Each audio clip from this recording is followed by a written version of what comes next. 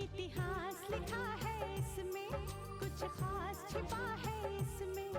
इतिहास लिखा है इसमें, कुछ खास छिपा है इसमें। मर्यादा है, कोई वादा है, विश्वास रखा है इसमें।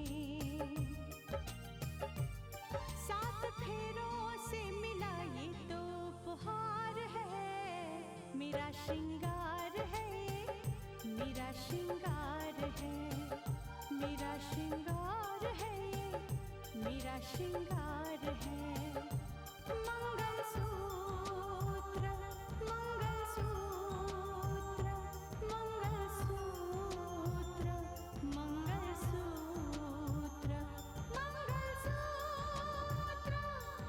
मंगलसूत्र, मंगलसूत्र,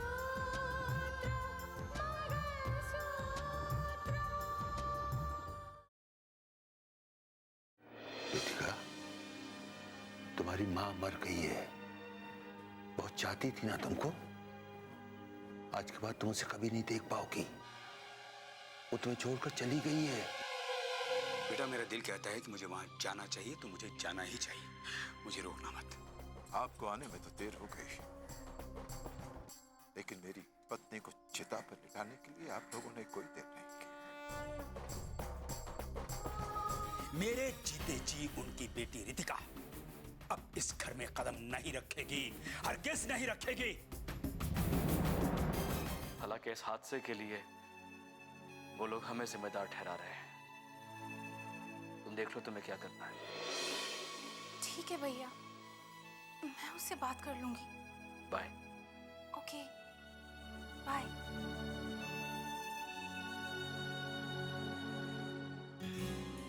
साक्षी, बात क्या? राहुल, मानस भैया कह रहे थे कि रितिका भाभी को सस्पेंड कर दिया गया है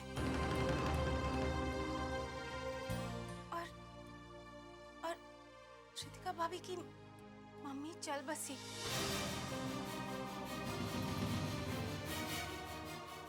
और दिव्या, वो तो कुछ ही दिन पहले बाहर से आई है।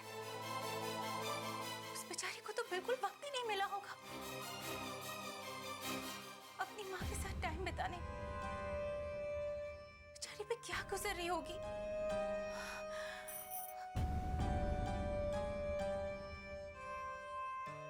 ये सब अचानक कैसे हो गया, कुछ समझ में नहीं आया राहुल। अब तो क्या तुम वहां जाना चाहती हो? जाना तो चाहती हूँ राहुल, लेकिन दोनों घरानों के बीच में रिश्ते तो बिल्कुल टूट ही चुके हैं। अब जाऊं भी तो कैसे जाऊं? ठीक है राहुल, मैं उससे बाद में बात कर लूंगी। ठीक है, अपना ख्याल रखना।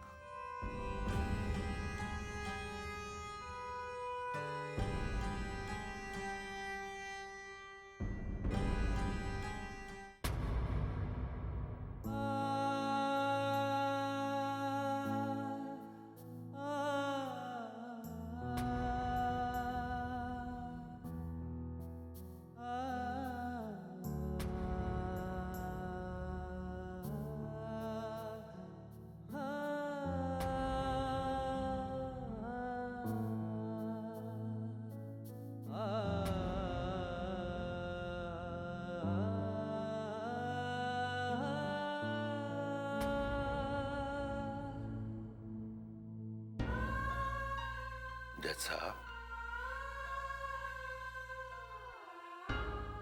संभालिए खुद को।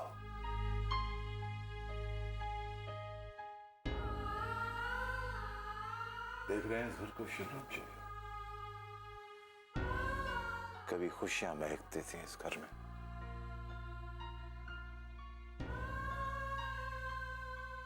शारदा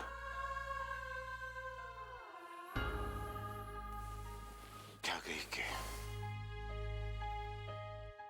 इस घर की सारी खुशियां कफन में लपेट कर चली गई।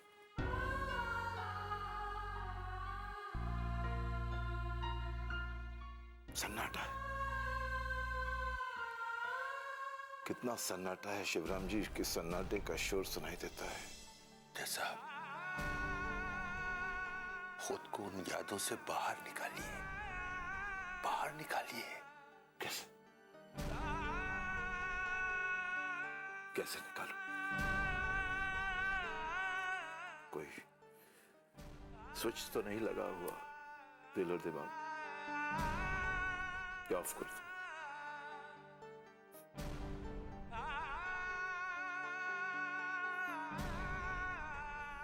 वो जगह, वो कौन है? वहां पर बैठकर पूजा किया करते थे। अब उस मंदिर से कभी भी आरती की आवाज नहीं गूंजेगी। आरती की थाली लेकर कोई नहीं आएगा तिलक लगाने के लिए।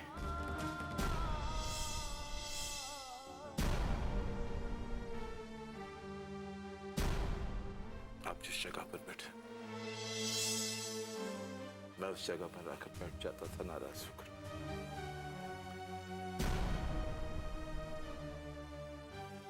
शारदा आती थी मनाने के लिए मुझे।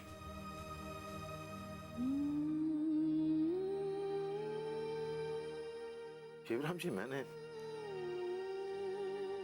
बहुत कुछ खो दिया। सिर्फ मेरी पत्नी ही नहीं, दोस्ती मेरी। अपने दिल की हर बात मैं उससे कह सकता था।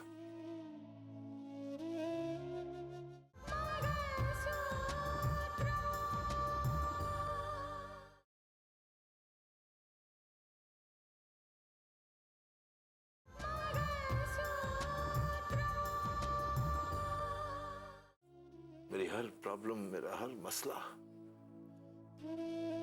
बस मुस्कान से हल कर देती थी वो।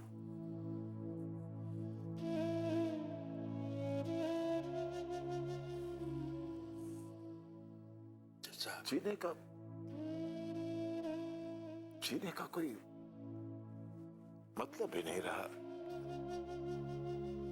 साहब, अगर आप उन पुरानी बातों को, पुरानी यादों को नहीं भुला पाए तो विश्वास कीजिए जीना दुश्वार हो जाएगा। जी कौन रहा है? कौन जी रहा है शिवराम जी?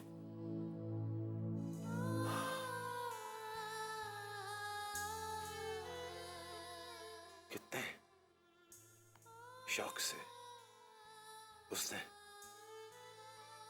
रितिका की शादी की, और बेटी ने क्या किया? उस मंगलसूत्र को अपमानित कर दिया। नहीं, ये ठीक नहीं है, ये ठीक नहीं है। जैसा आप देख लीजिएगा, एक दिन सच्चाई सामने आएगी। चलिए देखते देखते। आप आते हैं ना शिवराम जी, दिल को थोड़ी सी राहत मिलती है।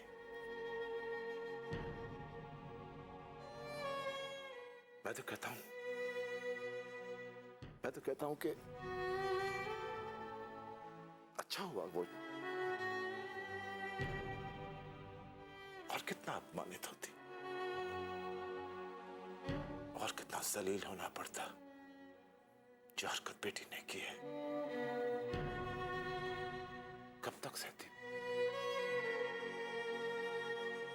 मैं समझता हूं आपके जज्बातों को। मैं ये भी जानता हूं कि आपके दिल में मेरे लिए कितना प्यार है शिवराम जी। लेकिन ये दुख मेरा अपना है, मुझे अकेले ही झेलना है।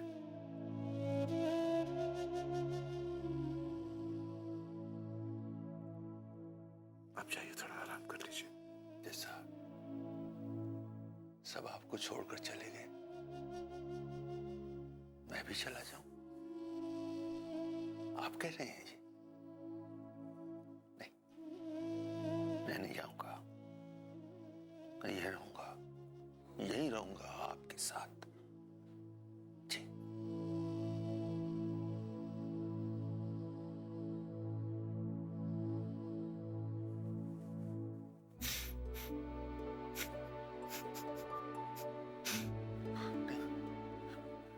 नहीं जैसा, नहीं, ऐसा ऐसा नहीं करते। आप बड़े हैं इस घर के, संभालना है आपको।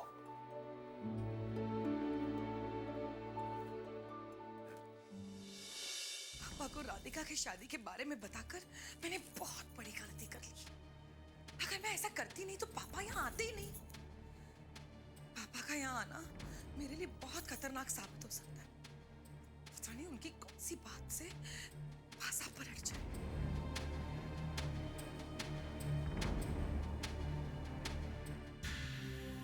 वो मैं खाना लगा दूं?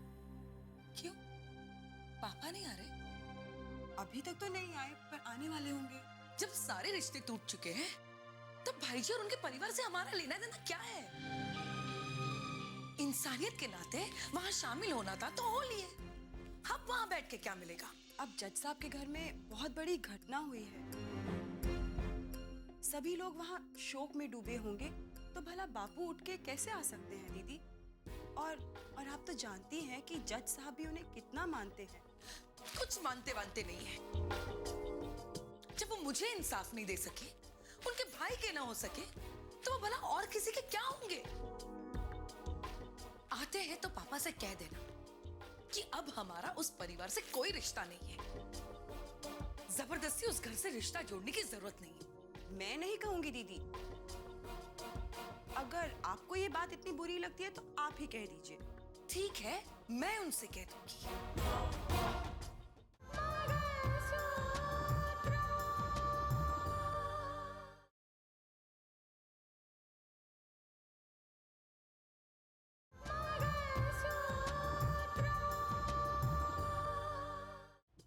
फिलहाल तुम पापा को फोन कर लो और उनको पूछ लो कि पापा यहाँ आने वाले हैं क्या? रात भर वहीं रुकेंगे जज साहब के घर पे?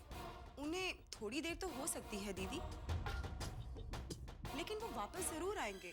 मैं फिर भी उन्हें फोन करके पूछ लेती हूँ।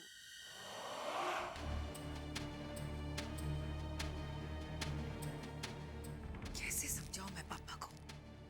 वहां जाने से मैं कैसे रोकूं उनको?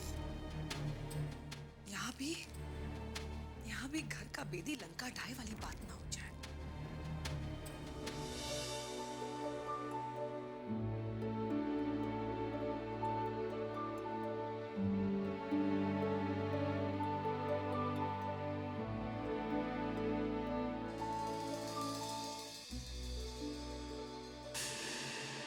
दीदी, ये लो खाना खा लो।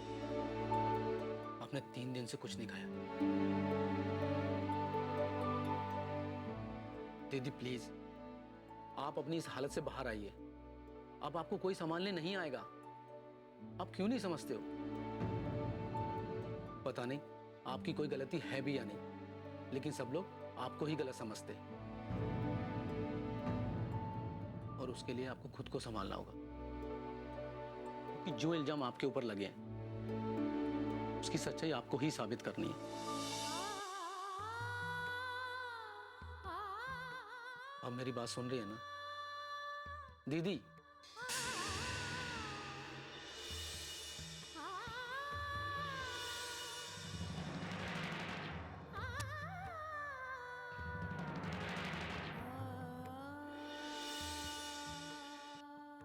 अब क्या करूं,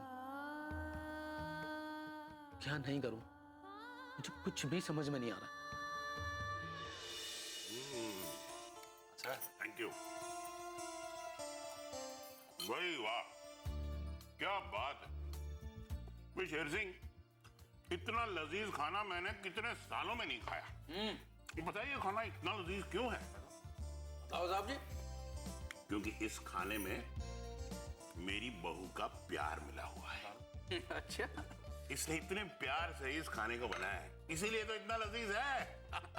बिल्कुल ठीक कह रहे हो साहब जी आप।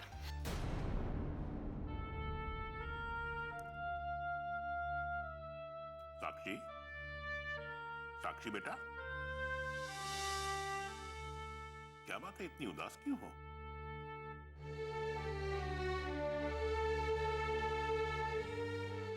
जी कुछ नहीं पापा। राहुल, क्या बात है, ये इतनी उदास क्यों है? वो दरअसल वो कलेक्टर साहिबा।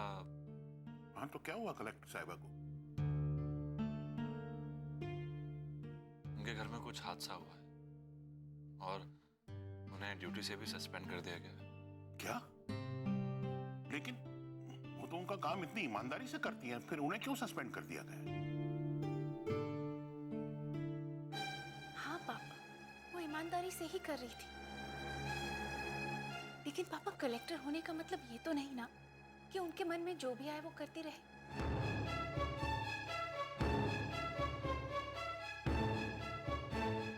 गलती इसमें रितिका भाभी की भी है, लेकिन मैं दुखी इस बात से हूँ कि उनकी छोटी बहन दिव्या मेरी बहुत अच्छी फ्रेंड है। She is my best friend. और मैं उसको तसल्ली देना चाहूँ भी तो कैसे चाहूँ? दोनों घरानों में रिश्ते तो बिल्कुल टूट चुके हैं और इसकी वजह से मैं नहीं चाहती कि मेरी और दिव्या की दोस्ती में कोई फर्क आए। लेकिन बेटा, इस घर के साथ तो किसी के रिश्ते नहीं टूटे ना। ठीक है, अगर तुम नहीं वहां जा सकती हो तो उसे तो यहां बुला सकती हो ना, है? और ऐसी हालत में तो उसे तुम्हारे सहारे की बहुत जरूरत है। तुम एक काम करो बेटा, उसे कल ही बुला लो। उससे मुलाकात भी हो जाएगी और उसका दिल भी बहल जाएगा। जी पापा। खुश? अरे एक minute, hospital. Hello,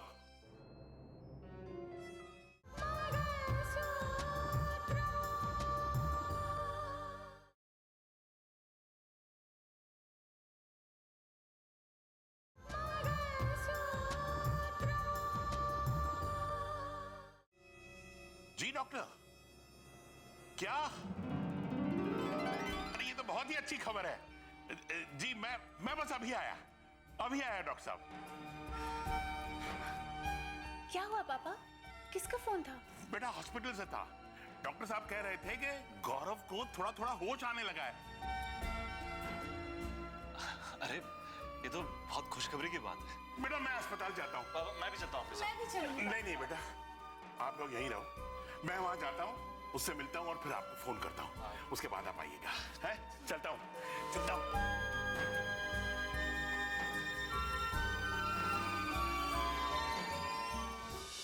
ward number 4 में जो 16 नंबर कॉट है, उसमें जो पेशेंट है उसको इंजेक्शन दे। अरे डॉक्टर साहब, आप ही को ढूंढ रहा था मैं। हाँ, वो मेरा बेटा कैसा है, मेरा गौरव कैसा है? देखिए, जब तक वो पूरी तरह से होश में नहीं आ जाते तब तक हम क्या कह सकते हैं कि वो कैसा है, क्योंकि आप उसकी हालत जानते भी हैं और देख भी चुके हैं। अरे लेकिन मुझे अभी अभी फोन आया आपके अस्पताल से कि उसके शरीर में हरकतें हुई हैं और वो होश में भी आ सकता है। देखिए, हम तो हर कदम पे ये उम्मीद लिए बैठे हैं कि न जाने कब उसे होश आ जाए। नर्स को ऐसा लगा था कि उसके शरीर में हरकत हो रही, लेकिन जब मैंने चेक किया तो उसकी पोजीशन वैसी ही थी। कभी कभी ऐसा होता है कि सचमुच शरीर में हरकत होती है, लेकिन होश में आने से पहले ही मरीज वापस कोमा में चला जाता है। और शायद मुझे लगता है इस केस में भी ऐसा ही हुआ है। लेकिन इसका मतलब क्या है डॉक्टर साहब कि एक बार शरीर में हरकत होती है और फिर मरीज वापस कोमा में चला जाता है? इसका मतलब क्या हुआ? जी, इससे उम्मीद और मजबूत होती है और अब हम उम्मीद कर सकते हैं कि शायद आपके बेटे के शरीर में बहुत ही जल्दी हरकत हो और शायद उसे होश आ जाए। लेकिन आप ये नहीं कह सकते कि कितने दिनों बाद और कब। जानता हूं मैं डॉक्टर, सुन चुका हूं पहले भी। हाँ, हम ये नहीं कह सकते। शायद ये कुछ ऐसे केस हैं जो आज भी मेडिकल के लिए बहुत बड़ी उलझन बने हुए हैं और इंतजार करने के अलावा मेडिकल के पास कोई दूसरा रास्ता नहीं। ठीक है डॉक्टर साहब, देखते हैं कि ये इंतजार कितना लंबा होता है। उस मालिक ने मेरे नसीब में कितना लंबा इंतजार लिखा, देखता हूं मैं भी। मुंजाल साहब, मेडिकल ने बहुत तरक्की की, लेकिन कुछ ऐसे ही केसेस हैं जिनका इलाज आज भी मेडिकल के पास में नहीं, लेकिन फिर भी उम्मीदें कायम। आप बिल्कुल सही कह रहे हैं डॉक्टर साहब। तो क्या हुआ अगर मेरा गौरव होश में नहीं है, जिंदा तो है, मैं उससे मिल सकता हूँ, देख सकता हूँ, और अगर मेरे नसीब में इंतजार है तो मैं इंतजार करूंगा। जरूरत पड़ी तो मरते दम तक। नमस्ते।